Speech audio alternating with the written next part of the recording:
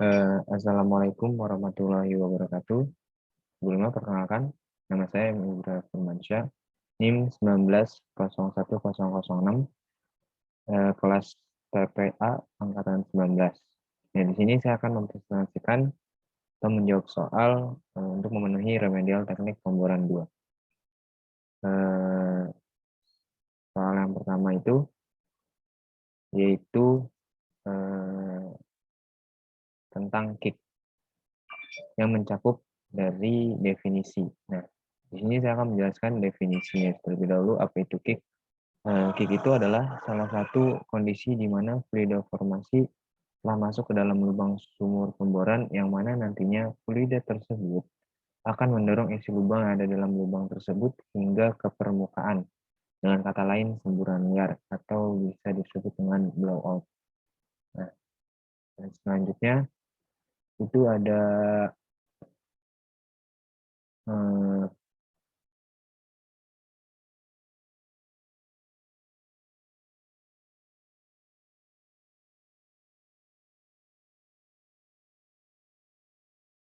selanjutnya itu ada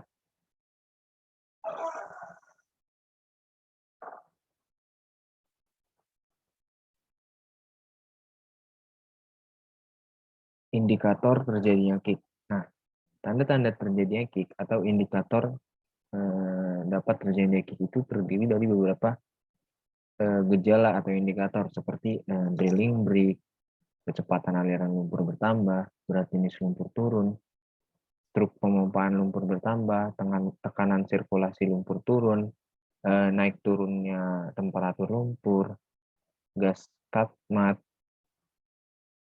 dan beberapa gejala gas di sumur dan tripping.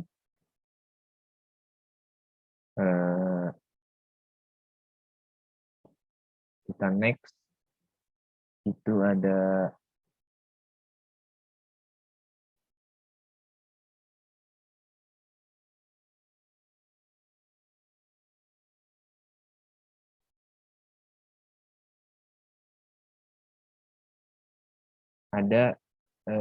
penanganan dan pencegahan semburan liar.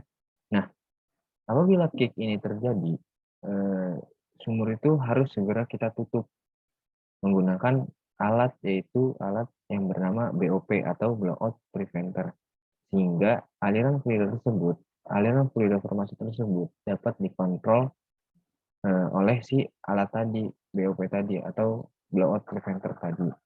Nah,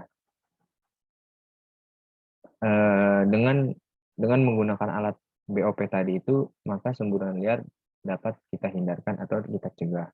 Selanjutnya, sumur harus dilakukan sirkulasi untuk mematikan kick tersebut.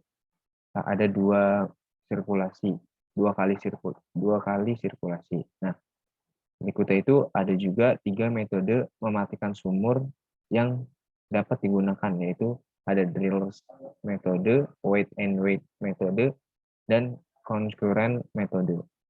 Nah, kita next, masih dalam penanganan dan pencegahan semburan liar. BOP harus sesuai dengan COC. Apa itu COC? COC itu Certificate of Conformance. Itu sertifikat bahwa alat itu layak untuk digunakan, dan aktual nameplate serta PLO atau persetujuan layak operasi. Harus tersedia juga peralatan pengujian BOP dan function test menurut API. Nah, selanjutnya itu ada gambar alat penanganan dan pencegahan semburan liar. Tadi COC, Certificate of Conformance itu seperti inilah kira-kira bentukan suratnya itu. Nah, PLO, persetujuan layak operasi, ini seperti ini bentukannya. Bentukan dari surat si PLO itu sendiri. Nah, ini hidrotes ini termasuk alat ini, apa namanya? Termasuk peralatan pengujian BOP. Itu ada hidrotest, pressure gauge, BOP stand, tester plug, dan tester cup. Nah, selanjutnya itu ada killing line. Nah, berikut ada gambar dari killing line itu sendiri. Killing line, saluran yang merupakan perpanjangan dari mud pump ke BOP stack. Kill line biasanya disambung berlawanan letaknya dengan choke line sehingga memungkinkan pemompaan lumpur berat ke dalam lubang bor. Kill line bekerja pada BOP stack biasanya berlawanan berlangsung dengan choke manifold dan choke line. Lumpur berat dipompakan melalui kill line ke dalam lumpur bor sampai tekanan hidrostatik lumpur dapat mengimbangi tekanan formasi tersebut. Next itu ada choke line atau choke manifold. Pressure rating dari valve dengan pressure rating BOP harus sesuai. Terpasang dua valve yaitu HCR valve dan manual valve. HCR valve itu hydraulic valve dan manual valve. Nah, memeriksa kondisi valve untuk memastikan bahwasannya masih normal. Kelengkapan baut ada paling jika terdapat sambungan las dan koneksi plug saluran bertekanan atau tidak menggunakan harmonic connection, tersedia dokumen pressure test, choke line, dan semua valve minimal sama dengan pressure test BOP. Nah, selanjutnya itu ada piping system. Nah, kita bisa lihat gambarnya di sini. Piping system itu sistem pempipaan. Ada pekerjaannya juga, yaitu namanya piping engineer. Itu mendesain pipa biasanya. Nah, working pressure minimal sama dengan BOP. Harus menggunakan anchor, kondisi fisik, sambungan ulir, dan bodi materialnya tidak boleh berbahan rubber hose. Harus tersedia dokumen pressure test, choke line, dan semua valve minimal sama dengan pressure test BOP. Ini ketentuan-ketentuan yang harus ada di dalam piping system. Selanjutnya akumulator. Akumulator ini berfungsi untuk menutup BOP stack dalam keadaan darurat. Jadi alat metiknya lah. Jadi alat metiknya untuk menutup BOP stack itu dengan cepat gitu loh. Pada saat terjadi kick, kru dapat dengan cepat menutup BOP dengan cepat dengan menghidupkan kontrol pada akumulator. Jadi tinggal pencet kontrol yang ada di akumulator, BOP stack itu bisa langsung ketutup. Gitu. Selanjutnya ada kompresor angin. Nah, kompresor angin ini sama kayak kompresor yang ada di tambal ban, cuman bedanya ini lebih besar mungkin ya. Dari segi dari segi kekuatannya juga lebih gede gitu kan, karena digunakan untuk yaitu buat di dalam BOP stack tersebut. Nah, sistem saluran udara atau hose dan connection dipastikan dalam kondisi normal atau tidak rusak. Selanjutnya kita masuk ke soal kedua, yaitu program kerja sumur. Program kerja sumur terdiri dari perencanaan sumur dan hambatan atau kendala pada sumur pemboran. Nah, perencanaan sumur pemboran. Perencanaan sumur pemboran merupakan suatu hal yang sangat penting dalam persiapan program pemboran. Untuk itu, diperlukan berbagai macam prinsip-prinsip teknik di samping faktor pelaksanaan dan pengalaman. Walaupun suatu metode perencanaan sumur sudah dipraktekkan, tetapi masih memungkinkan terjadinya perubahan sejalan dengan pelaksanaan pemboran itu sendiri. Dan pada akhirnya, semuanya itu harus memperhatikan beberapa faktor, yaitu mulai dari keamanan, minimisasi biaya pemboran, dan metode produksi yang digunakan. Sangat pentinglah keamanan, karena jika tidak diperhatikan dari 3 aspek ini, itu bisa membahayakan SDM yang bekerja di sumur pemboran yang akan diproyekkan gitu loh. Mulai dari keamanan, minimisasi biaya pemboran juga penting gitu. Karena demi menghemat biaya yang dikeluarkan dalam perencanaan sumur pemboran ini, dan metode produksi yang digunakan itu agar tidak sia-sialah sumur yang udah kita bor ini menghasilkan gitu loh. Tidak hanya dibor, habis itu udah gitu aja, akhirnya nggak menghasilkan. Itu kan bisa menimbulkan kerugian juga bagi yang punya modal. Nah, selanjutnya masih dalam perencanaan sumur pemboran. Dalam perencanaan sumur diperlukan beberapa variabel sebagai berikut, kayak keamanan atau safety, biaya minimum atau minimum cost, usable hole.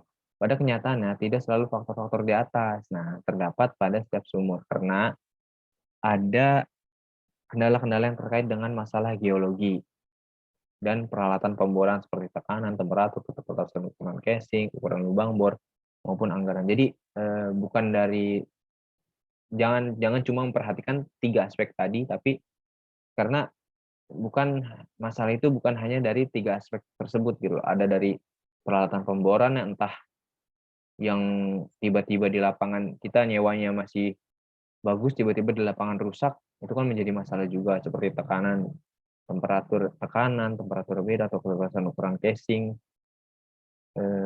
atau ukuran lubang bor maupun anggaran yang akan dikeluarkan. Nah, selanjutnya itu ada yang kedua, hambatan atau kendala pada sumur pemboran. Nah, ada hambatan dan kendalanya pada saat kita melakukan proyek pemboran. Nah, pemboran sumur tidak selalu lancar. Sering terjadi hambatan antara lain pipa bor terjepit, pipa bor patah, pahat lepas, ada kunci atau gigi selip jatuh ke dalam lubang bor, dan sebagainya. Pipa yang terjepit harus dapat dibebaskan, barang yang jatuh harus dapat diambil. Itu banyak kan kendala-kendala yang akan didapat. Nah, soal ketiga yaitu daftar kru di rig pemboran. Itu ada company man.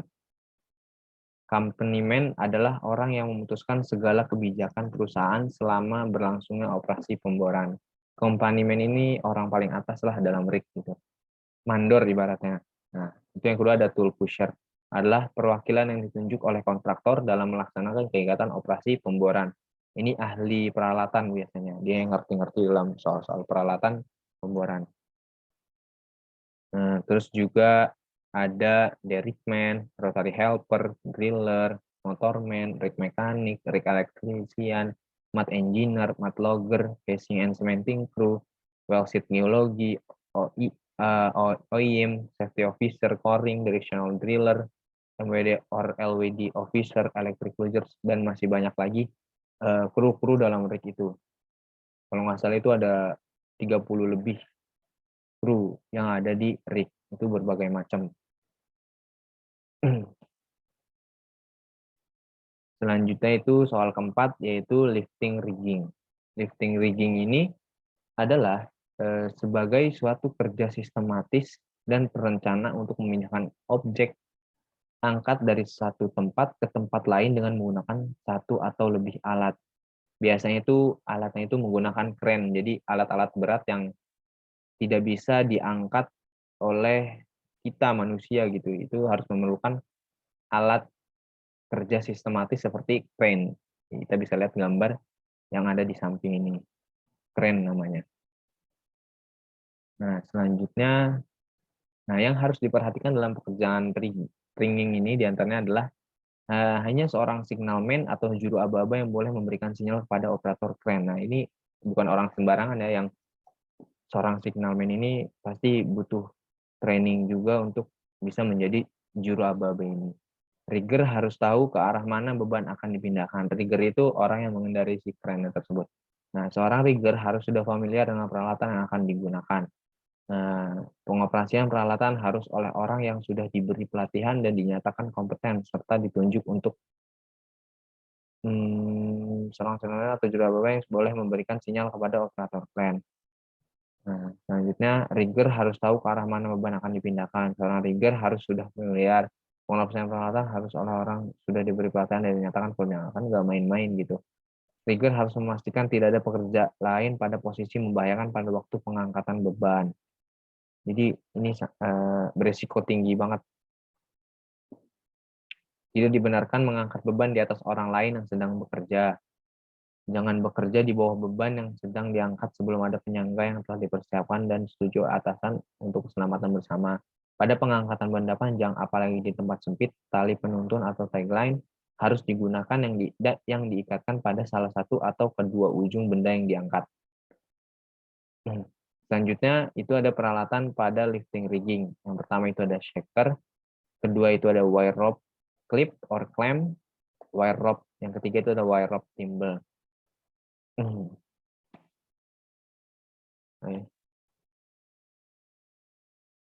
Nah, selanjutnya masih dalam peralatan pada lifting rigging itu ada turnbuckle, hook, hammerlock, atau connecting link. Nah, berikutnya itu beberapa faktor yang dapat mengakibatkan proses lifting mengalami kegagalan, yaitu satu, ada perencanaan yang kurang baik.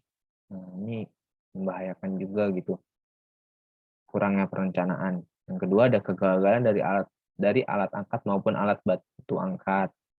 Itu bisa jadi ada trouble dalam alatnya, trouble dalam alatnya, dalam fisik alatnya. Yang ketiga itu ada SDM yang tidak memenuhi persyaratan baik maupun legalitas.